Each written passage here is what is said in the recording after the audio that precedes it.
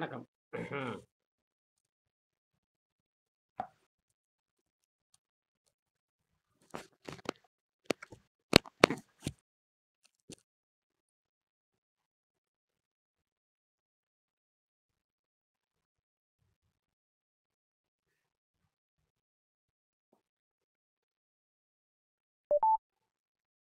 கேக்குதுங்களா? பேசுறது கேக்குதா? ஆ கேக்குதுங்கய்யா ஐயா கேக்குதுங்கய்யா. கேக்குதுங்கய்யா. ஐயா கேக்குது. கேக்குது.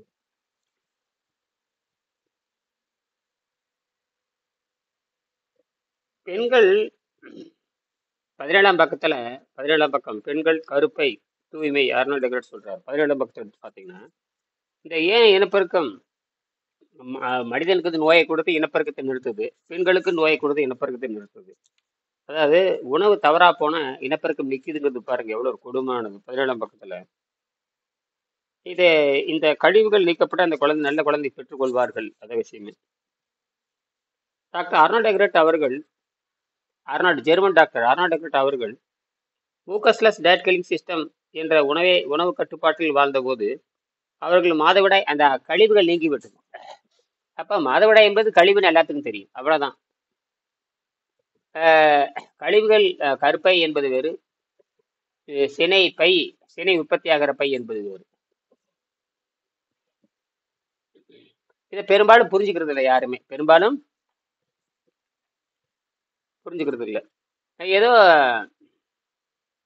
இந்த கழிவுகள் வெளியே போனதுக்கு அப்புறம் கழிவுகள் உள்ள தங்கறனாலதான் கட்டி உண்டாகுது, புற்றுநோய் உண்டாகுது, குழந்தை பேரின்மை வருது. ஆண்கள் பூரா உணவு தின்னு தின்னு தின்னு தின்னு அவனுக்கு விந்து நீத்து போகுது. விந்து நீத்து போய் அந்த உயிரணுக்கள் குறைஞ்சி போகுது. அதனால அவன் குழந்தை பெற்றுக்கொள்ள முடியாது. நிறைய மருத்துவர்கள் விந்து நீத்து நிறைய மருத்துவர்கள் மலடா தான் இருக்காங்க. இந்தியாவில் பார்த்தீங்கன்னா பல மருத்துவர்கள் மலடா தான் இருக்காங்க. பல பெண் மருத்துவர்கள் மலடா இருக்காங்க, ஆண் மருத்துவரும் மலடா இருக்காங்க. காரணம் அந்த உணவு பழக்கத்தின் காரணம். அவங்க 5ஆம் அறிவை அவங்க தாண்டல. அதனால நம்ம மொத்த மருத்துவம் இந்த பல நூற்றாண்டுகளாக சொல்லப்பட்டுகின்ற மருத்துவம் சொல்லுகின்றதை நம்ம என்னவென்ற எதிர்க்க துணிந்தோம். மருத்துவம் என்ன சொல்லுது? மருந்து மாத்திரை மூலிகை எல்லாம் சொல்லுது. நம்ம எதை எதிர்க்க துணிக்கிறோம்? 15,000 ஆண்டுகளுக்கு முன்பாக 15,000 ஆண்டுகளுக்கு முன்பாக தோன்றிய மயனுடைய சிற்ப சாஸ்திரத்தை அடிப்படை கொண்டு நாம் சிந்திக்கிறோம். அதுதான் வந்து சிற்ப சாஸ்திரம்னு சொல்லுவாங்க. 15,000 ஆண்டுகளுக்கு முன்பாக அதுல பாத்தீங்கன்னா அவர் தெளிவா சொல்லியிருக்காரு, நான் ஏன் எதிர்க்க துணிந்தேன். ரொம்ப முக்கியமானது. கிழக்கத்திய ஆராய்ச்சி விண்வெளியிலிருந்து ஆரம்பமாகுது. அதுதான் பார்த்தீங்கன்னா மயன். இது ரொம்ப புரிஞ்சுக்கணும். மயன் தான் அந்த மனித உடல் எப்படி இருக்க வேண்டும் வரையறை செய்தான். மனித உடல் இடுப்பு சுருத்திருக்க வேண்டும். அதனால செப்பு திருமணி கற்சிலைகளை பார்த்தீங்கன்னா ஆண் சிலையா இருந்தாலும் பெண் சிலையா இருந்தாலும் இடுப்பு சுருத்து அந்த இடுப்பு சுருத்து தான் இயற்கையாக மார்பு விரிஞ்சு இருக்கும். அப்படின்னா கடுமையான அந்த அந்த அழகுணர்ச்சி பெண்கள் இப்படித்தானே இருக்க வேண்டும், ஆண்கள் இப்படித்தானே இருக்க வேண்டும். பெண் அதாவது அப்படிதான் உண்டி சுருக்கின் பெண்டீர் உண்டி சுருக்கின் பெண்டீர் கழகு அப்படிலாம் சொல்லி வச்சாங்க. ஆனா திருமலர் வந்து உண்டி சுருங்கின் அனைவருக்கும் எழுதி வச்சாரு. உண்டி சுருங்கின் பெண்டீர் கழகுன்னு ஒருத்தர் எழுதி வச்சாங்க. ஆனா திருமலர் வந்து உண்டி சுருங்கின் உபாயம் பலவுல, உண்டி சுருங்கின் உபாயம் பலவுல, பிண்டம் சுருங்கின் பிராணன் நடைபெறும். பிண்டம்னா கனத்த உருவம்னு அர்த்தம். பிண்டம் உருவம் அது சுருங்க வேண்டும். எப்படி? தூய்மையில் சுருங்க வேண்டும். அதான் விஷயமே. தூய்மையில சுருங்கல அப்படின்னா அவன் சக்கரை நோயாளி, இல்லை ஏதோ ஒரு புற்றுநோயாளியா இருப்பான், இல்லை சக்கரை நோயாளியா இருப்பான். இழைச்சிட்டு போகுதுன்னா அழுகி போச்சுன்னு அர்த்தம். அது அமிலத்தன்மை அதிகமான நம்ம சாப்பிட்ற உணவு பூரா அமிலத்தன்மை அடிமை உள்ளது. நாம சாப்பிடுகின்ற அனைத்து உணவுகளும் அமிலத்தன்மை உடையது. அது என்ன உள்ளவை தாறுமாறாவா அது உப்புத்தன்மையா மாறும். அமிலத்தன்மையாகவும் மாறும், உப்புத்தன்மையாக மாறும். உப்புத்தன்மை மாறினாலும் புற்றுநோய் சக்கரை நோய் வரும், அமிலத்தன்மையை மாறானும் புற்றுநோய் சக்கரை நோய் வரும். அப்போ என்ன தின்னுக்கிட்டே இருப்பான், உடம்பு பெருக்கிட்டே இருக்கான். அப்போ கம்பளி பொழுமாரி திங்கவனு இப்படியே இருந்து அவன் செத்து போயிடுறான். அதனாலதான் அந்த கோயில் சிலை அப்போ வந்து கட்டுப்பாடுங்கிற. அப்ப மனம் எங்க வருது? மனம் வந்து சுவையில் நிற்குது. மனம் சுவையில் நிற்கிறனால மாட்டிக்கிறாங்க. அதனாலதான் நம்ம வந்து எதை எதிர்க்க துணிந்தோம்? மருத்துவ உலகம் பல நூற்றாண்டுகளாக கூறி வரும் கருத்துக்களை எந்த அடிப்படையில் நான் எதிர்க்க துணிந்தேன் என்பதற்கு பதில் கூறிட்டார். அப்புறம் அந்த பிரணவ வேதம் இப்படிலாம் அப்படி அதை படிச்சு பார்த்து நல்லா புரிஞ்சுக்கும். பிரணவ வேதம் என்ன? பிரணவம் என்று சொன்னாலும் குழந்தைன்னு அர்த்தம். நவம் பிரணவன் பிறண்டு வருகின்ற குழந்தைன்னு அர்த்தம். இதுதான் வந்து அடிப்படை. அதாவது ஒரு குழந்தை எப்படி உற்பத்தி ஆகுது, எங்கிருந்து வருதுன்னு பார்த்தீங்கன்னா அண்டவெளியில் தான். நமக்கு பேர் அண்டம்னே பேரு. பெண்ணுடைய முற்றத்துக்கு பெண்ணுடைய சினை முட்டைக்கு பேர் அண்டம்னு பேரு. ஆணுடைய அணுவுக்கு பேரு அண்டம். மனிதனுடைய அண்டம், அது பெண்ணுடைய அண்டம். இப்படிதான் அண்டம் தான் பேரே வைக்கிறான். அண்டம், அண்டா, அண்டம்பா. இப்படிதான் முடிஞ்சு போச்சு. அண்டம்னா முட்டைன்னு ஒரு பொருள் இருக்குது. அண்டம்னா உருண்டைன்னு ஒரு பொருள் இருக்குது. இப்படிதான் பெண்ணுடைய சினை முட்டை அண்டம்னு பேரு. இதெல்லாம் சரியாத்தான் வச்சிருக்கிறாங்க.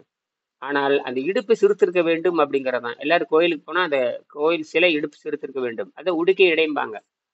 நாம வந்து நம்ம மார்பு சுற்றளவை விட இடுப்பு சுற்றளவு 2 அங்குலம், குறைஞ்சபட்சம் 2 அங்குலம், 6 சென்டிமீட்டர் 7 சென்டிமீட்டர் குறைந்து இருக்க வேண்டும் குறைஞ்சபட்சம். அதுதான் வந்து லட்சணம், உடல் லட்சணம், ஆரோக்கியத்தின் அடிப்படை. இது பொதுவாக அதுக்கு சக்கரை நோயாளிகளுக்கு இடுப்பே இருக்காது. அப்புறம் அழுகி போய் குஷ்டரோயாளிக்கு, சக்கரை நோயாளிக்கு, புற்றுநோயாளிகள்லாம் வந்து ஒண்ணுமே இருக்காது. அதே மாதிரி உப்பு நோயாளிகள் செத்து சுடுகடாய் நாரி போயிட்டு இருப்பான். அவன் உடம்பு அமிலமே செத்தே போயிடுவான் அவன். பாருங்க எப்படிலாம் இந்த இந்த சித்திரை இயற்கை இந்த உணவு திங்கறனால ஏற்படும் சித்திரவதை பார்த்தா சகிக்க முடியல. ம் ஒருவேளை சாப்பிட்டாவே எடை ஏறுதுன்னா அப்புறம் தின்னுக்கிட்டே இருந்தா என்ன ஆகும்? அது பல கொடிய நோய்களை உண்டாக்குது. இதெல்லாம் இந்த கொடிய நோய்கள் நீக்க பயிற்சி பண்ணாவே அது இயற்கையாகவே வாழ்நாள் நீட்டிச்சு போகுது. இயற்கையாகவே வாழ்நாள் நீட்டித்து கொண்டு போகுது. அப்ப புதிய மரபணு உற்பத்தி ஆகுது. புதிய மரபு உற்பத்தியாகி பட்டை தீட்டப்படுகின்ற பொழுது அது நீண்ட காலம் வாழுது. இதுதான் அடிப்படை.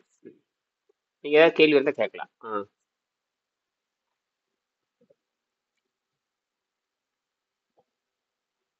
10:18 10:25 முடிச்சுக்கலாம். ஏதாவது கேள்வி இருந்தா கேளுங்க.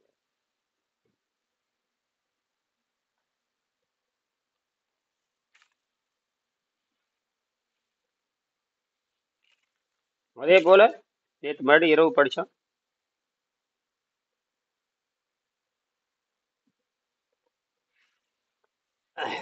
வெங்கடேசன் சொல்றாரு ரத்தம் சுத்தமா இருக்கணும், உப்பு தேவையில்லாம போடக்கூடாதுங்கிறாரு. உப்புங்கிறது சோடியம் குளோரைடு, ரொம்ப ஆபத்தானது. அதாவது அவர் என்ன சொல்றாரு கேட்டீங்கன்னா, என் அபிப்பிராயம் உப்பு நேரடியாக மூளைக்கு சென்று கெடுக்கிறது. ஆனால் கண்கள் அதை தடுத்து வெள்ளெழுத்து காட்ராக்ட் வெள்ளெழுத்து என்ற விகிதத்தில் தன்னை தடுத்து கொண்டு மூளையை காப்பாற்றுகிறது. கண் என்ன பண்ணுதுன்னா மூளையை காப்பது, தண்ணி கெடுத்து கொண்டு மூளையை காப்பாற்றுகிறது.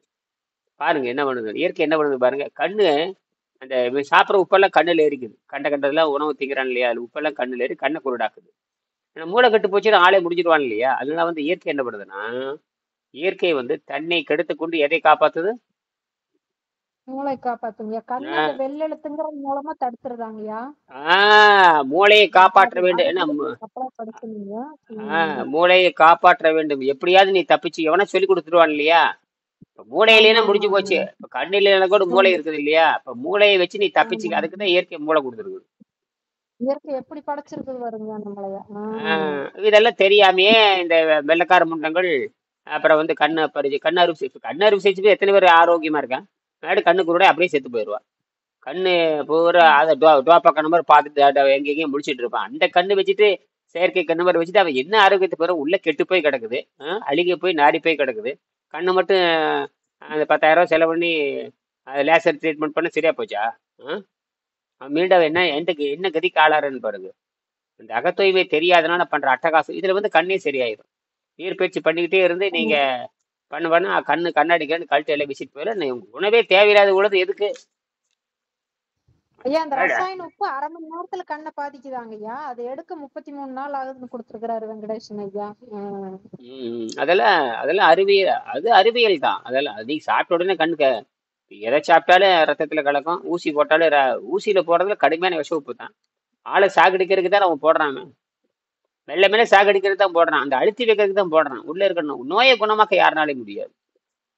நோயை குணமாக்குறது இந்த தண்ணீர் தான் நோயை குணமாக்கும். தண்ணீர் வைத்தியத்தில் இருந்தீங்கன்னா மட்டும்தான் நோயை குணமாக்கும். இந்த ஆகாரமே தேவையில்லை. வினாடிக்கு வினாடி சக்தி இறங்கிட்டே இருக்குது. சுவாசத்திலேயே நைட்ரஜன் உள்ள போய்க்குது. காந்த மாதிரி உடம்பு வெளிச்சத்தை இழுத்துக்கிட்டே இருக்கும். ஒவ்வொரு வினாடி உடம்பு ஒவ்வொரு வினாடியில குறைந்த நேரத்தில் வேகமா இழுத்து சக்தி கொடுத்துக்கிட்டே இருக்கும். உணவுங்கிறது தின்னாத்தான் சக்தி வருது. தின்னாலும் சக்தி வந்துகிட்டே இருக்கு. உணவு வந்து போதை பொருள் தான். அது ஏதாவது கொஞ்சம் கடுமையான வேலை செய்யறப்ப கூடுதலா கொஞ்சம் சக்தி கொடுக்குற மாதிரி தான். இன்னொரு கால் வச்சுக்கிற மாதிரி தான். அது வந்து சாதாரண வேலை செய்யறப்போ அது ஒன்றும் தேவையில்லை. கடுமையான வேலை செய்கிறப்ப கூடுதலாக ஒன்று வச்சுக்கிற மாதிரி தான், இன்னொரு ஆள் வச்சு தூக்குற மாதிரி, 2 பேர் தூக்குறதுக்கு 3 பேர் வச்சு தூக்கணுங்கிற மாதிரி தான். அப்படித்தானே தவிர உயிர் வாழ்வதற்கும் ஆரோக்கியத்திற்கும் இந்த உணவு பழக்கம் தேவை. உணவு பழக்கம் தான் சொல்றான், உணவு கட்டாயம்னு எங்கேயும் சொல்லவே முடியாது. இந்த புரியாத முண்டங்கள் தான் எதை பேசிக்கிட்டு இருக்குது. உணவு பழக்கம் இன்னைக்கும் உணவு பழக்கம் தான் சொல்றான். இப்போ உணவு பழக்கம்னு மாறுபட்டதுன்னு தெரிஞ்சு போச்சு. அப்போ உணவு பழக்கத்தை நம்ம மாத்திட்டு போறோம், அவ்வளவுதான். இல்லை அதிசயப்படுறதுக்கு ஒண்ணு, இது அதிசயமா ஒண்ணும் இல்லை, செஞ்சு பார்த்தா புரிஞ்சுக்கலாம்.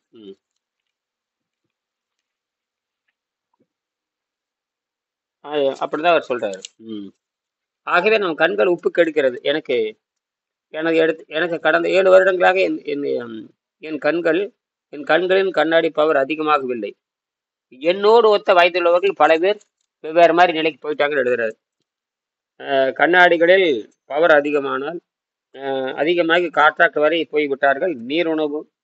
நான் நீர் உணவை நான் இடைவிட்டு செய்திருந்தாலும் நீர் உணவு, ஏன்னா அவர் 8 வருஷம் ஆராய்ச்சி பண்ணியிருக்காரு இது. ஏன்னா 1 நாள் 2 நாள் 8 ஆண்டுகள் செய்து பார்த்து தான் கண்டுபிடிக்கிறார். யாருக்குமே தெரியாதது, எந்த விஞ்ஞானியும் எந்த சாதாரண யோகிகளும் செய்யாதது. எந்த யோகிகளும் இதெல்லாம் ஆராய்ச்சி பண்ணி சொல்லவே இல்லை. அவன் பாட்டுக்கு முன்னோர்கள் குருகுலத்தில் படிச்சிருப்பான், அப்படி சமாதிக்கு போயிட்டு இருப்பான். அவன் எதையும் எழுதி வைக்கிறதும் இல்லை. வெங்கடேசன் மட்டும்தான் என்ன பண்ண தீவிரமே எழுதி வச்சு ஆராய்ச்சி பண்ணி எழுதினாரு. இல்லைன்னா எவன் எழுதி வச்சிருக்க, எந்த யோகி எழுதி வச்சிருக்கிறான்? நாம் சொல்றது பூரா 2000 ஆண்டு 3000 ஆண்டுக்கு முன்னாடி இருக்கிறது. அந்த கருத்து ஆராய்ச்சி பண்ணுறது சரியா வருது. இப்ப சொல்றதெல்லாம் பாத்தீங்கன்னா ஒண்ணுமே, இப்ப வள்ளலாறு தத்துவத்தை படிச்சு நீங்க ஒண்ணுமே ஆகாரத்தை நிறுத்த முடியாது. என்னது ஒண்ணுமே ஆகாரத்தை நிறுத்த முடியாதுங்க. அது பயிற்சி வேணும், பயிற்சி, முயற்சி, நோக்கம். ஏங்கய்யா அங்க எங்க இருக்குது எந்த இடத்துல ஆகாரத்தை நிறுத்தணும், எந்த இடத்துல இருக்கு சொல்லுங்க. வள்ளலாறு ஞான சபைன்னு சொல்றீங்க, வள்ளலாறு ஞான சபையில எந்த இடத்துல ஆகாரத்தை நிறுத்தணும்னு இருக்குது? எங்கேயுமே இல்லையே. எப்படி நிறுத்தணும், எந்த மாதிரி நிறுத்தணும், வழிமுறை இருக்கா? இல்லைங்க. அப்புறம் எப்படி ஆரோக்கியம் வரும்? எப்படி ஆரோக்கியம் வரும்? அதான் இல்ல, அதனாலதானுங்க யாருமே ஆரோக்கியம் இல்லாம இருக்கிறாங்க. உங்க பயிற்சியில வந்தவங்க மட்டும்தான். ஆமா, இதுல வந்தவங்க பூரா ஆரோக்கியத்துக்கு வந்துடுறாங்க. அதே போல கடன் ஆரோக்கியம். அடுத்து வினாடி செல்ஸ்ன்னு ஒரு இவரும் வள்ளலாறு அன்பர் தான், திருமாறன் எல்லாருமே வள்ளலாறு பத்தி பேசி இருப்பாங்க. என்ன பேசிய எல்லா அவர் நண்பர்கள், அவருடைய நண்பர்கள் நிறைய பேர் இருக்காங்க. அவர் கம்பத்துல நிறைய பேர் இருக்கிறாங்க. சும்மா வள்ளலார் பஜனை பாடிகள் தான். அவங்க வள்ளலாறு பேரை சொல்றவங்க நிறைய பேருக்கு, ஒரு 10-50 பேருக்கு புத்தகமே கொடுத்துருக்காங்க. ஒருத்தங்க கூட இது கடைப்பிடிக்கிறது இல்லை. வள்ளலாறு கோஷ்டியை சேர்ந்தவர் நிறைய பேருக்கு புத்தகம் கொடுத்துருக்கிறேன். அதே மாதிரி இது வேதாத்திரி அந்த குரூப், அதுக்குன்னு எல்லா குரூப்புக்கும் நான் எல்லாத்துக்கும் 10 பேருக்கு புத்தகம்லாம் கொடுத்துருக்கிறேன். ஒருத்தங்க கூட கடைப்பிடிக்கிறது இல்லை. ஒருத்தங்க கூட கடைப்பிடிக்கிறது இல்லைங்க. ஆமா, ஏன்னா எனக்கு ஃபீஸ் கட்டணும், எனக்கு தண்டம் கட்டணும், நான் 12 வருஷம் சொல்றது கேட்கணும். அவனுக்கு ஆணவம் வந்துடுது எல்லாத்துக்குமே. என்னது இவன் என்ன சொல்றான் அப்படின்னு. என்னது நீங்க என்ன சொல்றது, நான் என்ன கேக்குறேன். அப்ப செருப்படி அவனுக்கு கொடுக்குது. புழுத்து சாக வேண்டியதுதான். புழுத்து அந்த ஆணவம்லாம் எல்லாத்துக்கும் இருக்கும். அந்த ஆணவம் வந்து அனைத்து பேர்த்துக்கு இருக்கும். அப்புறம் செருப்படி தானே, அப்புறம் இயற்கை செருப்படி தானே போகணும். எப்பொருள் யார் கேட்பணும். அப்புறம் அப்படி ஆணவம் அகம்பாவத்தை விட்டு போட்டு கைப்பொருளை இழந்து கத்துக்கணும். எதை இழந்து கத்துக்கணும்? கைப்பொருளை இழக்கலைன்னு கடுகளவும் இங்கிருந்து ஒண்ணும் கிடைக்காது. கைப்பொருள் இழக்கலைன்னு வச்சுங்க, கைப்பொருள் தண்ணி மெய்ப்பொருள் கல்விங்கிற. கைப்பொருளை இழந்து மெய்ப்பொருளை பிடினா, கைப்பொருளை இழந்து மெய்ப்பொருளை புடியுது அப்படின்னா, நீ உழைச்சி சம்பாதிச்ச காசை கொடுத்து போட்டு அறிவு வாங்கிட்டு போடாங்கிறான். என்னது உழைச்சி சம்பாரிச்ச காசு, எப்படி சம்பாரிச்ச காசா இருந்தா ஒழுங்கா கொடுத்து போட்டு கத்துக்கிட்டு போடாங்கிறான். அதனால இங்க யாரும் தப்பிக்க முடியாது. அதனாலதான் வரவங்கள தோல்வி அடைகிறதுக்கு காரணமே. முன்னாடியே சொல்லி கழட்டி விட்டுற வேண்டியதான். முன்னாடியே சொல்லி இனிமேல் அவன் செய்வான்னு சொல்லி நான் சொல்லி தரதை விட, நீ முதல்ல வந்தா இப்படி சிஸ்டத்துக்கு வா, இல்லாட்ட ஓடி போயிரு. இல்லட்டா ஓடி போயிரு. எதுக்கு வர்ற? எது என்ன வேணும்? இப்ப படிச்சு நீ என்ன கிழிக்க போறியா? நீ நான் 25 வருஷம் எல்லாத்துக்கும் புத்தகம் கொடுத்து பார்த்தாச்சு, ஒருத்தனும் தேரல. ஒருத்தனும் அது யாரு விரும்பி வர்றாங்க அவங்க சொல்லி, யாரு பணம் வச்சிருக்கிறாங்க, யார் பொருள் வச்சிருக்காங்க, யார் சொன்னபடி கேட்கறாங்களோ வந்துட்டு போறான். வருஷத்துக்கு ஒருத்தர் வந்தாலும் போதுங்க. நமக்கு ஒருத்தருக்கு ஒரே ஒரு ஆள் வந்தாலும் போதுமே. இன்னும் 10 வருஷத்துல 10 பேர் உருவாக்கிட மாட்டாங்க. அது போதுமே. சான்றுக்கு ஆராய்ச்சியாளர்களுக்கு, அந்த விண்வெளி ஆராய்ச்சி, ராணுவ ஆராய்ச்சி, ஒரு 10 பேர்த்துக்கு நிறுத்திட்டுன்னா உலகமே இப்படித்தாண்டா இருக்குது. நீங்க ஏன்னா இது பண்ணாம இருக்கிறீங்களே, விரும்புறவங்க வரட்டும். அரசாங்கம் எல்லாரும் விண்வெளிக்கு போக முடியாது. எல்லாரும் எல்லாரும் ஆயிட முடியாது. அந்த பயிற்சி இருந்தா தான் ஆக முடியும். சும்மா எல்லாரும் விண்வெளிக்கு போய் எங்கிட்ட மணி அடிக்கிறீங்களா? ஒன்றும் நடக்க போறது இல்லை. ஆரோக்கியமா இருந்து என்ன கிழிக்க போறாங்க? ஆரோக்கியமா இருந்த மட்டும் என்ன செய்ய போறாங்க? ஆரோக்கியம் இப்ப ஆரோக்கியம் ஒரு ஆளு கிடைச்சிட்டு இப்ப எங்கிட்ட போய் கத்துட்டு ஒரு உட்காந்துருக்கான்னு வச்சுங்க, பைத்தியம் தான் முடியும். யாருக்கும் சொல்லித்தர முடியாது, எந்த கேள்வியும் கேட்க முடியாது. அவன் காய் அடிச்ச மாடு மாதிரி உட்காந்துருப்பான். இப்போ ஒழுங்கா இந்த 12 வருஷம் வந்தானா அவனை வந்து ஒழுங்கு பண்ணி சரி பண்ணி அவனை அடையாளம் காட்டி அவங்ககிட்ட சில பயிற்சி கொடுத்து அவனுக்கு நோயை எப்படி குணமாக்குன்னு சொல்லி கொடுத்து அவனுக்கு நோயாளி வந்தா அவனுக்கு திருப்பி போட்டு அவனுக்கு இந்த மாதிரி பொருளிட்ட சொல்லி அவனுக்கு வழிகாட்டலாம்.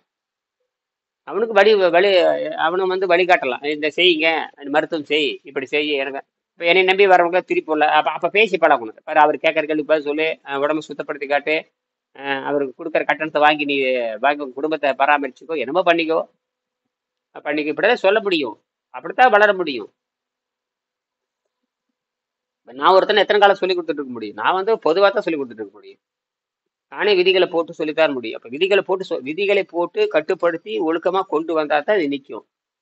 அதனாலதான் 2 பேர் மட்டும் இதுல வந்துட்டு இருக்கிறாங்க. மற்றவங்கள யாரும் வர முடியாது. அவங்க நோக்கம் வேறங்க, உள்நோக்கம் வேற. அவங்க உள்நோக்கம் வேற உள்நோக்கம். ஆமா, வேற உள்நோக்கம். அது அப்ப வேற உள்நோக்கம். 2வது வந்து அவங்களுக்கு உடம்பு சுத்தமாகாது, மனமும் சுத்தமாகாது, ஆன்மாவும் 3 அவங்க தோல்வி அடைந்து அதே மாதிரி மரணப்படுகொலை வந்து துடி எடுத்து சாக வேண்டியதுதான். ஈரோட்லயும் கிடையாது, தமிழ்நாடு பூரா கிட்டத்தட்ட பாத்தீங்கன்னா குறைஞ்சபட்சம் ஒரு 4-5 லட்சம், குறைஞ்சபட்சம் 5-6 லட்சம் பேத்துக்காவது இனி யாருன்னு தெரியும். யூடியூப்லயே பார்த்துருக்காங்க. யூடியூப்ல 5 லட்சம் பேர் பார்த்துருக்காங்க. 5-6 லட்சம் பேர் பார்த்துருக்காங்க. 5-6 லட்சம் பேர் பார்த்துருக்காங்க. அப்புறம் 5-6 லட்சம் பேருக்கு தெரியுதுன்னு ஆகி போச்சு இல்லையா? ஆமாங்க. அப்ப அவங்களுக்குள்ள இருக்கிற அந்த ஆணவத்தை விட்டு போட்டு நாம் இதுதாண்ட இறுதி, இதுக்காகத்தான் செயல்படணும், இதை கத்துக்குத்தாண்ட ஐயா சோத்தை விட யாரும் தயாரா இல்ல. சோத்தை விடுறதுக்கு யாரும் தயாரா இல்ல. நான் பிரச்சனை தீர்வு தான் சொல்றேன். அதை இருந்துட்டு போட்டுங்க. நான் தீர்வு தான் சொல்லணும். என்னது? நம்ம தீர்வு தான் பேசணும், பிரச்சனை பத்தி பேசக்கூடாது. சோறு தான் எல்லாருக்கும் வந்து சோறை விட சொல்றாரு, அது எப்படி விடுறது? அதுதான் கட்டணம் கட்டினா சொல்லித்தரேன். எங்கிட்ட கட்டணம் கட்டுறது கூட சோறு எப்படின்னு நான் சொல்லித்தர்றேன். சோறு இல்லாத வாழ்றது பெரிய விஷயம் இல்லையா? ஆமா, சோறு இல்லாத வாழ்றது பெரிய, கடவுளே வந்தாலும் சொல்லித்தர போறது இல்லை. கடவுளே வந்தாலும் எவ்வளவு மிச்சம் பாருங்க. ஒரு நாளைக்கு 100 ரூபாயாவது சோத்துக்கு வேணும் ஒரு ஆளுக்கு. அதுக்கு தான் நான் ஃபீஸ் போட்டிருக்கேன். மொத்தமா கொடுத்துட்டு 100 வருஷம் வாழ்றாங்கிறேன். அதுக்கு தான் ஃபீஸ் வச்சிருக்கேன். சும்மா எப்படி கத்துக்க முடியும்? ஆசை இருக்கலாம். ஆனை வாங்குற ஆசையா இருந்தா ராஜாமா இருக்கணும் இல்லையா? ஆனை வாங்குற ஆசையா? இப்ப ஆனை வாங்குற ஆசைப்பட்டேன்னா அதுக்கு ராஜாமா இருந்தா தான் ஆனை வாங்க முடியும். பிச்சைக்காரன் எதுக்கு ஆணை எதுக்கு உனக்கு? ஆமா ஆமா ஆமா, கேள்வி கரெக்டா தான். ஒரு தங்கம் வேணும்னா நம்ம எல்லாம் 1 கிராம் தங்கம் வேணும்னு 10,000 கொண்டு போனதும் தங்கம் வாங்க முடியும். சும்மா தங்கத்தை வாங்க முடியுமா? முடியாது. அப்புறம் என்ன? அதுதான் பதில். இதுதான் பதில். எல்லாத்துக்கும் ஆசை தான். சோறு விடணும் ஆசை தான். இங்கதான் கட்டணம் வச்சிருக்கோம் இல்லையா? அப்புறம் கட்டணம் வச்சிருந்தா நீ வருவியா? வரமாட்டேன். அதுக்கு தான் இயற்கை போடு, செருப்படி போடும். நீ அதை போய் எப்படா சும்மா கத்துக்க? நீ அங்க எல்லாம் காய்கறி எது வாங்கினாலும் எது பார்த்தாலும் கட்டணம் தான். நீ கட்டணம் கட்டாம எது நடக்காது. ஒன்ற கருமத்தை தொலைக்காம எப்படி? எல்லாம் மாட்டிக்குவாங்க. இனிகிட்ட எல்லாரும் மாட்டுவாங்க. கேட்ட கேள்விக்கு பதில் சொல்லு. நான் தான் கவலைப்படாம உட்காந்துருக்கேன்ல. 25 வருஷம் கவலைப்பட, இனிமேல் தான் கவலைப்படுவேனா? 25 வருஷமா கவலைப்படாம உட்காந்துருக்கிறேன். 25 வருஷமா கவலைப்படாம உட்காந்துருக்கேன். இனிமேல் தான் கவலைப்பட போறேன்னு கேட்கிறேன். இது பறவைமே மாதிரி குறையாது. இது என்ன பரவிட்டே போகுது, குறையாது. நான் அந்த இதுக்கு ஊருக்கு வந்திருந்த பொழுது என்னன்னா, அந்த புதுக்கோட்டைக்கு வந்திருந்த பொழுது என்ன ஊரு புதுக்கோட்டையில தங்கிறது முன்னாடி அந்த அருமையா நம்ம கர்நாடகா தான். இல்ல அந்த இடம், அந்த கோயில் இருக்கிற இடத்துக்கு பேரு மலைக்கோயில். மலைக்கோயில் தான். அந்த கிராமத்துக்கு பேர் என்னங்க? இந்த பிரிஞ்சு அந்த அந்த பக்கம் தான் ஒரு சின்ன கிராமம், கர்நாடகா தான் பக்கத்துல. அந்த கிராமத்துக்கு பேர் என்ன? அந்த பிரிவு நச்சாந்துப்பட்டி. நற்சாந்து. அப்படித்தான், நற்சாந்துப்பட்டி. அதான் பேரே மறந்து போச்சு. சாந்து நல்ல சாந்து பட்டி பாருங்க. நல்ல சாந்து பட்டி, நல்ல சாந்து அங்க இருந்திருக்கு. நற்சாந்துப்பட்டினா நச்சாந்துப்பட்டி. நற்சான்று பட்டின்னு வைக்கலாம். நல்ல சாந்து அங்கே எதாவது இருந்திருக்கணும், ஏதாவது ஒரு சாந்து மாதிரி ஏதாவது இருந்திருக்கணும். அந்த காலத்தில் ஏதாவது இந்த குளத்துல சாந்து கிடைச்சிருக்கும், சாந்து பிசின்னு ஏதாவது கிடைச்சிருக்கணும். நல்ல சான்றுன்னு சொல்லலாம், இல்லை நல்ல சாந்துன்னு சொல்லலாம். ஏதோ ஒன்று. ஆனால் நிறைய குளம் இருக்கு பார்த்தேன். நற்சாந்துப்பட்டி தான். நற்சாந்துப்பட்டியில் போய் தங்கியிருந்த கூட நிறைய பேர் வந்தாங்க. கிட்டத்தட்ட ஒரு 10-12 பேர் வந்தாங்க. ஒருத்தர் கூட அதை செய்யலை. எங்கெங்கேயோ எங்க காரைக்குடியிலேருந்து வந்தாங்க. நான் வந்து இந்த விளம்பரம் பண்ணிட்டே போவேன். அந்த ஃபேஸ்புக் போட்டு இப்போ இந்த நாளைக்கு இங்கே இருப்பேன், நாளைக்கு இங்கே போட்டே போகும்பொழுது வந்தாங்க. வந்து தங்கி எல்லாத்துக்கும் 2 மணி நேரம். அப்போ வெறும் 2000-3000 தான். 2000-3000 வச்சிருந்தேன். 2 மணி நேரம் தான் பேசுவேன். அதுக்கப்புறம் நீங்களே பண்ணிக்கிங்க. ஏன்னா அப்போ இந்த வசதி கிடையாது. இப்போ நான் இதை பற்றி இந்த கூகுள் வகுப்புங்கிறது எனக்கு தெரியல. இவ்வளவு மலிவா இருக்கும், இவ்வளவு எளிமையா இருக்குன்னு எனக்கு தெரியல. இது வந்து இந்த கூகுள் வகுப்பு வந்து 7-8 வருஷம் ஆச்சுங்க. ஏன்னா இப்பதான் நான் இந்த 3 மாசம் பண்ணிட்டு இருக்கிறேன். எனக்கு இதுக்கு இதெல்லாம் எனக்கு தெரியும். இருந்தாலும் அந்த மண்டையில ஏறல. கூகுள் வகுப்பு நடத்துறாங்க, என்னடா கூகுள் வகுப்பு நடத்துறாங்க, இது எப்படி சாத்தியம் அப்படின்னு யோசிச்சுட்டே இருக்கும்போதுதான் அப்புறம் இறங்கி நண்பர்கள் சொன்னாங்க, இல்லைங்க இது பண்ணுங்கன்னு சொல்லி கேட்டதான் நான் பண்ணி. அமெரிக்காவில் ஒரு நண்பர் சொன்னார், ஐயா இது இறங்கி வாங்க, இதுல இறங்கி பேசுனீங்க, விவாதம் நேரடியாக நடக்கும், அப்புறம் பார்த்தா நல்லா புரியினாரு.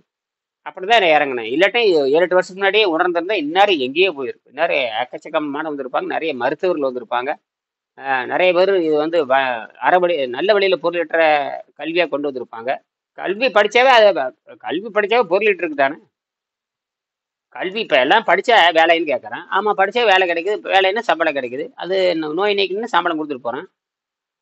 பாருங்க என்ன வரப்போறாங்க பாருங்க. சக்கரை நோயெல்லாம் எவ்வளவு வரான்னு பாருங்க. எங்கிட்ட வந்தவன் பூரா சக்கரை நோயாளி தான். எல்லாம் 50 நேரம் கொடுத்துதான் கத்துக்கிட்டானுங்க எல்லாமே. சக்கரை நோய் தான் இப்ப அதிகமாங்கய்யா. 10ல் 5 பேருக்கு கம்பல்சரியா இருக்குங்க. வர சொல்லுங்க, யார் வந்தாலும் கொண்டு வர சொல்லுங்க. முதல்ல வந்து 50 நேரத்தை கட்டிட்டே சொல்லி கொடுத்தாரு. 50 நேரங்க ஒரே மாசம் சொல்லி தந்துடுறேன். நீ அப்புறம் வேணா நீ செஞ்சுக்கோ. அப்புறம் 100 வருஷத்துக்கு செலவே இல்லையே உனக்கு. இல்லைன்னா 5 லட்சம் கட்டி கால் எடுப்பேன். அப்புறம் பிரஷர் வருது, அப்புறம் கொலஸ்ட்ரால் வருது, அப்படியே துணை நோய்கள் வந்துகிட்டே இருக்குதுங்க. அப்ப ஒவ்வொன்றுக்கு ரேட்டை போட்டு ஒவ்வொன்றுக்கு 5 லட்சம் 10 லட்சம் 5 லட்சம் 10 லட்சம் கட்டிக்கிட்டே இருக்க வேண்டியதுதான் நீ. அதுக்கு பேசாம 50 நேரத்தை கொடுத்து கத்துட்டு போலாம் இல்லையா?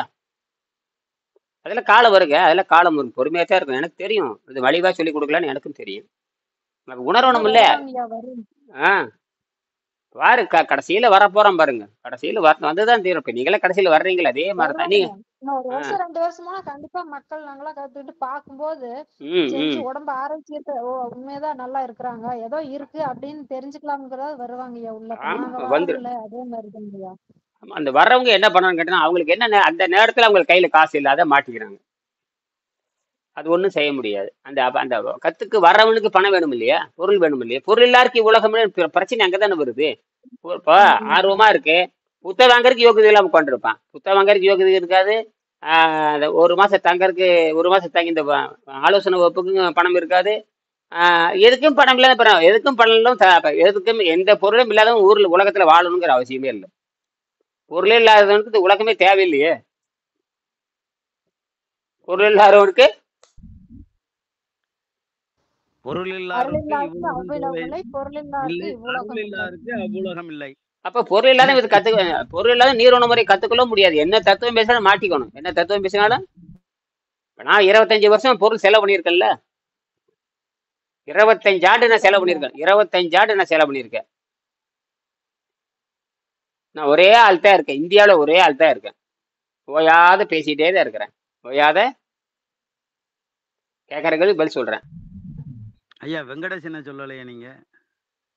வெங்கடேசன் என்ன பண்ணார்? வெங்கடேஷ் ஒரு அவர் வாழ்க்கையில் ஒரு 4-5 வகுப்பு நடத்திருப்பாரு, அவ்வளவுதான். அந்த வகுப்பு கூட டேட் எல்லாம் போட்டிருக்காரு.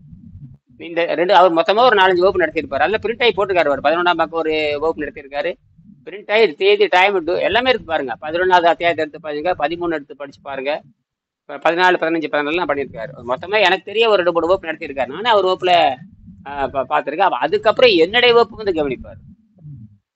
அவ்வளவுதாங்க. அவ எடுத்துட்டு போறது யாருங்க தைரியம் இருக்கு? வெங்கடேசன் கூட்டு போய் நடத்துறதுக்கு யாருக்கு தைரியம் இருக்கும்? கோயம்புத்தூர்ல 2-3 வகுப்பு. கோயம்புத்தூர்ல சபர்மன் ஹையர் செகண்டரி ஸ்கூல், பெரிய ஸ்கூல், அங்க இன்னொன்று நடத்தினாரு. அப்புறம் ஏதோ ஒரு நடத்தினாரு. திருச்சிராப்பள்ளி அதெல்லாம் இருக்கு பாருங்க, அட்ரஸ் இருக்கு. அவ்வளவுதான். அதுக்கப்புறம் அவர் சிந்திக்க ஆரம்பிச்சார். சிந்திச்சு எழுதுறது எடுக்கிறது கண்டுபிடிப்பு அப்படி போயிட்டாரு. அவரு எங்கேயுமே சுத்தமும் இல்லை. 2-3 நடத்திருப்பாரு. அதிகபட்சம் ஒரு 10க்குள்ளதான் நடத்திருப்பாரு. நான் தான் 10,000 வகுப்பு நடத்திட்டு இருக்கு. இப்ப தினம் 7 வகுப்பு நடத்துறேன்ல. எங்க சொல்ல வேண்டிய தேவையில்லை. அதுக்கப்புறம் தான் யூடியூப்ல பிடிச்சி ஏத்து நேத்தினேன். கடைசியில யூடியூப், ஃபேஸ்புக் எனக்கு அதுதான் அடிப்படை தெரிஞ்சுது. அப்புறம் அதுலயே ஏத்தி ஏத்தி ஏத்தி ஏத்தி எக்கச்சக்கமா ஏத்தி விட்டே போனோம். அப்படிதான் கொஞ்சம் பரவுச்சு. ஏன்னா இது மலிவான ஊடகம். இது மலிவான ஊடகம் எல்லாத்துக்கும் போய் சேர்ந்துருது. அறிவியல் கண்டுபிடிச்சிருச்சு. அறிவியல் மெய்யறிவியல் வந்து அறிவியல் வழியே கொண்டு போயிட்டேன். சந்தேகம் நீங்குது, செய்யறாங்க. இது என்ன உடம்ப சுத்தப்படுத்துற, பல்லு விளக்குற மாதிரி. பல்லு விளக்குறது என்பது என்னன்னு கேட்டேன். குடல் வெளி கழுவுறாங்க. வெளி கழுவுறது எல்லாரும் குடிக்கிறாங்க, பண்றாங்க. விளக்குறவங்க கூட வருஷத்துக்கு 4 தடவை கடல்ல குடிச்சிடுறான். அப்புறம் எது வீட்டுல இருக்கிற வெந்நீர் போட்டு குடிச்சிடறான். அப்ப உள்ள இருக்கிறத குளிக்கிறதுக்கு தான் பல்லு விளக்குறான். உள்ள இருக்கிற குளிக்கிறதுக்கு போனப்ப இந்த முழுமையா குளிக்காம யாரும் சத்தம் வருது பாருங்க. களிய பெருமாள் நினைக்கிறேன். அவருதான் சத்தம் வருது நினைக்கிறேன். அப்படியே இந்த உள்ள கழுவுறது தெரியாம அவன் மாட்டிக்கிட்டான். உள்ள கழுவுறது எப்படி பண்ணணும்னா, பசி இல்லாத உணவை வைத்து கழுவ வேண்டும். பல்லு விளக்கறதுக்கு மட்டும் பசி இல்லாத, அந்த பல்லு விளக்கும் பொழுது பசி இல்லாத அந்த இது நார் சத்து தான் போடும். பல்லு விளக்குறதுக்கு நார் சத்து வச்சு தான் நான் பல்லு விளக்குறேன். அந்த அறிவை ஏன் குடலை விளக்குறதுக்கு நார் சத்துன்னு ஏன் தெரியல? அறிவே இல்லாத காட்டு பிராண்டின்னு தெரிஞ்சப்ப விபச்சாரிகளுக்கு அறிவு எங்க இருக்க போகுது? தெரிய வேண்டாம். பல்லு விளக்கும் பொழுது குச்சி வச்சு விளக்குறான். குச்சிங்கிறது நாறு தான். அப்ப பல்லு விளக்குறப்ப நாறு எல்லாம் பிரஷ் இல்லாம எதுவும் கழுவ முடியாது இல்லையா? எல்லாமே பிரஷ், சொரசொரப்பு வேணுங்கிறான். சொரசொரப்பு வராது. இயற்கையா நாறு தான் இருக்கு. அதனால இயற்கையா அந்த காலத்துல பார்த்தீங்கன்னா ஆளும் வேணுங்கிற ஆளுங்குச்சியை போட்டு வளர்க்குங்கிறான். வேப்பங்குச்சி வச்சு, பூலாங்குச்சி, ஆலங்குச்சி, அரங்குச்சி, பல்லு விளக்குற குச்சி எத்தனை குச்சி இருக்குது, அதெல்லாம் போட்டு வளர்க்குறது. எதுக்கு? குச்சி மாதிரி செஞ்சு அழுக்கெல்லாம் எடுத்து தொண்டை அது கிழிச்சு 2ஆ கிழிச்சு நாக்கை சுத்தம் பண்ணி தொண்டை சுத்தப்படுத்துறாங்க. இதே தாண்டா இது இது இதை அப்படியே கொஞ்சம் மாற்றி, அப்படியே அந்த எந்த தலையை பொறிச்சு அந்த தலையில் இருக்கிற காய்கறிய தலையை வந்து வேக வச்சு குடலை சுத்தம் பண்ணலாங்கிறது. என்ன இந்த காட்டு முன்னாடி ஏன் வரல? அதுதான் சாவுங்கிறதுக்காகவே. அதை கிட்ட மருத்துவம் இருந்து செய்ய தெரியல. எல்லா விலங்குகளும் மருத்துவம் பார்த்துக்குது. இவன் என்ன பண்ணான்னா, அந்த இந்த மனம் இருக்கிறனால மாட்டிக்கிட்டான். மனம் வந்து பல்லு விளக்கணுடனே நேரம் போயிட வேண்டியதுதான். பல்லு விளக்கணுடைய நேரம் பல்லே விளக்கு. இப்பெல்லாம் பல்லு விளக்காமே எல்லாம் திங்க ஆரம்பிச்சிட்டானுங்க. கண்டதை திங்க. பல்லே விளக்குறது இல்லை இப்போ யாரு. பல்லு விளக்காமே காப்பி, போண்டா, பஜ்ஜி எல்லாம் எல்லாம் அது போயாச்சு. அதெல்லாம் சும்மா பன்னிக்குட்டி மாதிரி தான் எல்லாருமே. பல்லு விளக்காம என்ன பண்றது? அதெல்லாம் அப்படி வந்துருச்சு. நாங்கள் வெள்ளக்கார முண்டை அந்த விபச்சார முண்டத்தை பார்த்து பல்லு விளக்காம டீ குடிக்கிறது. டீ காப்பி எங்க வந்து தொடங்குதுன்னு தெரிய மாட்டேங்குது. டீ காப்பிங்கிறது எவன் கண்டுபிடிச்சா, என்ன இளவு வந்து தொடங்குது, இதெல்லாம் வந்து உள்ள வந்து மாட்டிச்சு. மாட்டி அது வேற லிட்டர் கணக்கு ஓடிட்டு இருக்குது. அப்படியே காப்பியும் டீயும் குடிச்சு குடிச்சு குடிச்சு குடிச்சு பால் எதுக்குடான்னு கேட்டேன். காப்பி டீ எங்க இருந்து வந்துச்சு? எந்த பழக்கம் எங்க இருந்து ஊத்துச்சு? அது வந்து மாட்டிக்கிச்சா? இப்படி பிரச்சனைகளை சொல்லிட்டே போயிட்டே இருக்கு. நம்ம பிரச்சனையை சொன்னோம்னா நாம முட்டாளாயிருவோம். பிரச்சனையில பேசக்கூடாது. பிரச்சனைக்கு என்ன சொல்லணும்? பிரச்சனையை பேசிட்டே இருந்தனா நாம அந்த நோக்கம் வந்து பிரச்சனையே கிடையாது. இது எதுக்குன்னா 2 பேசிட்டு நம்ம வந்து பயிற்சியை பத்தி தான் பேசணும். எல்லாரும் புதுசா வரங்க சொல்லுவாங்க. இனிமேல் அவங்க புத்தகத்தை வாங்கி படிச்சுட்டு அதுல இருந்து கேள்வி கேளுங்க. புரியுதா? அந்த நோக்கி தான் நான் திருப்புவேன். அது பிரச்சனை தானே. விஞ்ஞானி என்ன சொல்றாங்க? இப்ப நீங்க என்ன சொல்றீங்கன்னா, பிரச்சனை பிரச்சனை சொல்லிட்டு இருந்தா உங்க நோய் தீருமா? பிரச்சனை தான் எல்லாரும். நீங்கள் தான் பிரச்சனை 25 வருஷம் பிரச்சனை சொல்லிட்டீங்க. யாராவது தீர்க்க ஆரம்பிச்சாங்களா? இல்ல. 25 வருஷம் எத்தனை ஆயிரம் செலவு பண்ணிருப்பீங்க நீங்க? 29 வருஷத்துக்கு எத்தனை ஆயிரம் செலவு பண்ணிருப்பீங்க? ஆபரேஷனுக்கு 50,000 அது செலவு பண்ணிருப்பீங்க. ஒரு 3 லட்சம் 4 லட்சம் வரைக்கும் செலவு பண்ணிருப்பீங்க. ஐயா, நான் வந்து இயற்கை விவசாயி. எனக்கு 16வது வருஷம் மருத்துவ செலவு 0. பரவாயில்ல. 15 வருஷம் முடிஞ்சு 16வது வருஷம் மருத்துவ செலவு 0. நான் உற்பத்தி பண்ற உணவுப் பொருளை தான் நான் சாப்பிடுறேன். என்ன உற்பத்தி பண்றீங்க? கரும்பு வச்சிருக்கேன் 2 ஏக்கரு. தென்னை 2 ஏக்கர் வச்சிருக்கேன். காய்கறி, கீரை எல்லாம் வச்சிருக்கேன். பப்பாளி பழம் வச்சிருக்கேன்.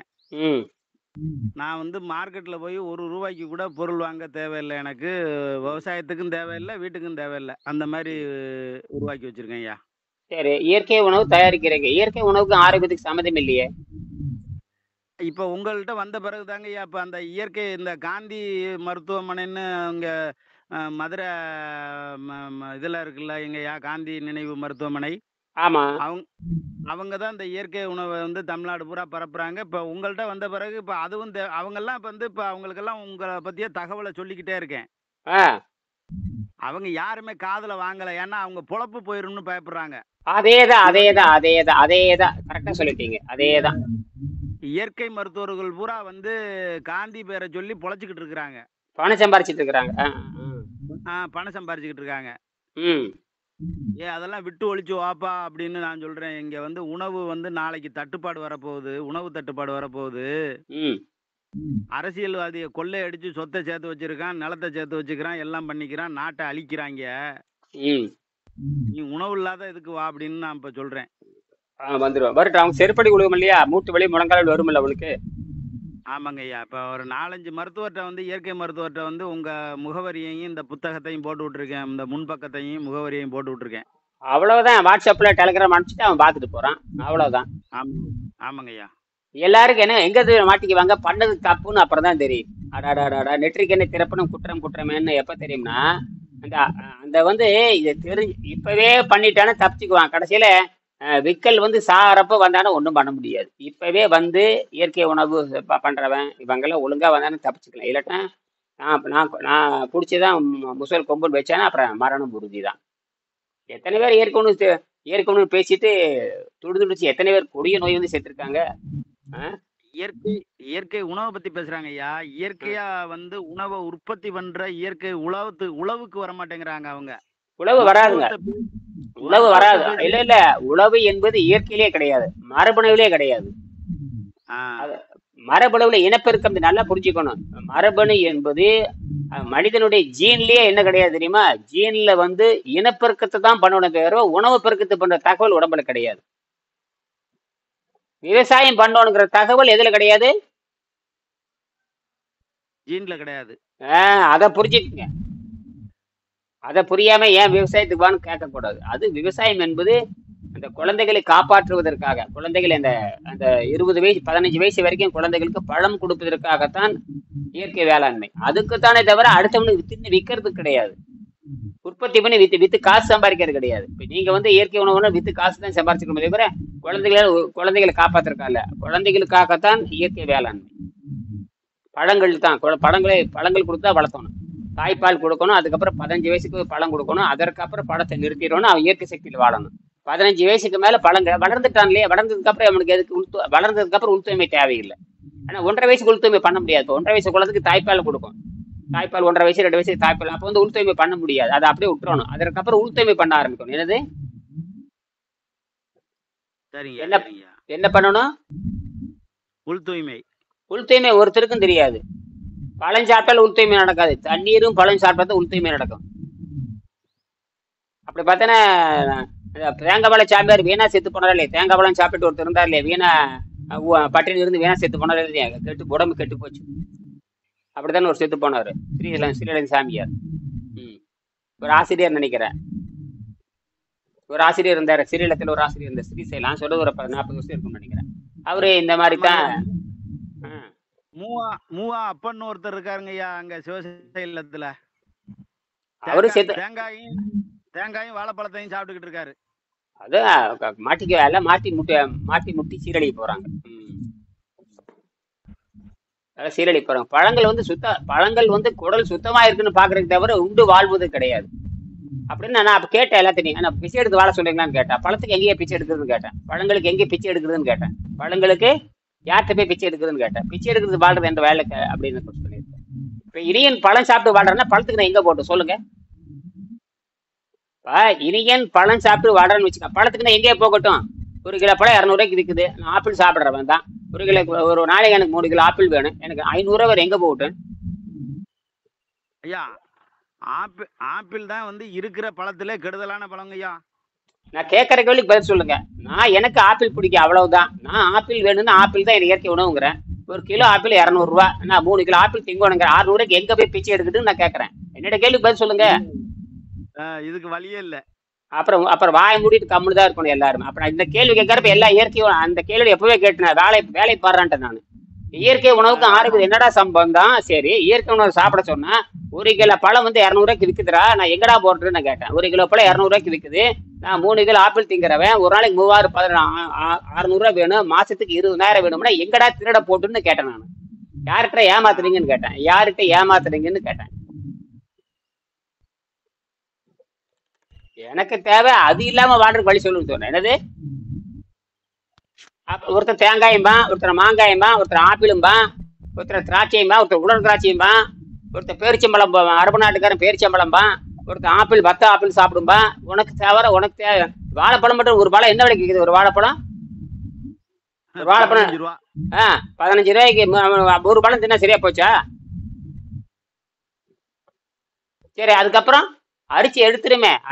பசி பசி அடங்காத பசி அசிடிட்டி அதிகமாயிரும். பழம் தின்னத்துன்னு அசிடிட்டி அதிகமாயிரும். பழம் திங்க மயக்கம் கிருகிரு போருங்க. வலி சுத்தமாகும். ஆனால் பசி கண்ட்ரோல் ஆகாது. என்ன கண்ட்ரோல் ஆகாது? பசிங்கிற கொடிய நோய் கண்ட்ரோல் ஆகாது, கட்டுப்படுத்த முடியாது. அது தேவையில்லாம தின்ன சொல்லிட்டே இருக்கும். தேவையில்லாம அப்புறம் என்ன? அப்புறம் அதுக்கு நீ அடிமையாக சொல்றியா? ஏன்னா சிந்திக்கிறான்னு பாருங்க. இயற்கை உணவு பேசுறவன சிந்திக்கிறான்னு பாருங்க. இயற்கை உணவு என்பது வேற, இயற்கை ஆற்றல் என்பது வேற. என்னது? ஆமாங்கய்யா, ஆமாங்கய்யா. நான் இயற்கை ஆற்றலை பத்தி பேசிட்டு இருக்கிறேன். எந்த ஆற்றல் பத்தி பேசுறேன்? இயற்கை ஆற்றல். இயற்கை ஆற்றலை பத்தி தான் இனியன் பேசுகிறார். விளையாட்ட இயற்கை உணவுன்னு போனாவே ஐயா, இன்னைக்கு எல்லாம் அரிசி வந்து பார்த்தோம்னா 1 கிலோ அரிசி 500 ரூபா வரைக்கும் விற்கிறாங்க ஐயா. 1 கிலோ அரிசி 500 விற்கிறாங்க, இயற்கை உணவு அரிசின்னு சொல்லிட்டு. அது ஒரு பித்தலாட்டங்க. அது வியாபார சூதாட்டம். அது ஒரு வியாபார சூதாட்டம். இயற்கைன்னு சொல்லிட்டு இப்படி விற்கிறாங்க ஐயா ஒரு பக்கம். அதான் வியாபார சூதாட்டம். சரி, நம்ம முடிச்சுக்கலாம். ஆகினால நீங்க அது இந்த கண்ணை காப்பாற்றி கொள்றது இதெல்லாம் இருக்கு இல்லையா, அது அவ்வளோதான். அது கண்ணை காப்பாற்றுறது இதே தான். காலையிலேருந்து இந்த மாதிரி சுத்தப்படுத்தணும். சாயங்காலம் வந்து ஒரு வேலை சாப்பிட்டுட்டு வரணும். ஒரு நாள் அது சைவ உணவு வச்சு சுத்தப்படுத்தலாம். பெரிய காய்கறியெல்லாம் பெருசாக இந்த கற்பனையெல்லாம் ஒன்றும் தேவையில்லை. நீரே மருந்தாக கருந்தி ஒரு வேளை காய்கறி வச்சு ஒரு சப்பாத்தியோ அல்லது ஒரு சோறு அல்லது ஒரு கட்டி வச்சு சாப்பிட்டு முடிச்சிட வேண்டியது. சோத்து கட்டியோ. ஐயா, இப்ப இந்த இனிமேஜன் பயன்படுத்திக்கிட்டு இருக்கேன். அந்த மூக்கு சுத்தம் பண்றதுக்கு நேத்தி பாட்டுன்னு ஒண்ணு கொடுத்துருக்காங்க. கழுவுறதுக்கு வந்து கண் கப்புன்னு ஒண்ணு கொடுத்துருக்காங்க. இதெல்லாம் இப்ப இனிமேக்கனை தவிர இது ரெண்டையும் விட்டுறலாம், பயன்படுத்த வேண்டாம். ஆமா ஆமா, அதெல்லாம் தேவையற்றது. மருந்து மாத்திரையிலிருந்து அது மருந்து மாத்திரை. அதுல தற்காலிகம் தான், நிரந்தர தீர்வு கிடையாது. அதெல்லாம் ஒரு மருந்து மாத்திரை மாதிரி தான். அதில் குணமாக்காது. அது வந்து 6ஆம் அறிவு. அது வந்து புலன்களை அடிப்படையாக கொண்டது. வெறுமனே 5 அறிவு. நான் சொல்றது 7ஆம் அறிவு. இதெல்லாம் நீங்க சொல்றது பூரா 5ஆம் அறிவு அடிப்படையாக கொண்டு பேசுறவன்னு அர்த்தம். ஆகாரம் தின்னாதான் 5ஆம் அறிவுன்னு அர்த்தம். என்னது? ஆகாரம் திங்க வரும்போது 5ஆம் அறிவு, ஐயறிவு அடிப்படையாக கொண்டவன். அது இயற்கை உணவா இருந்தாலும் சரி, அது இல்லாத உணவா இருந்தாலும் சரி, ஆகாரம் திங்க வரும்போது 5ஆம் அறிவு அடிப்படையாக கொண்டவன்.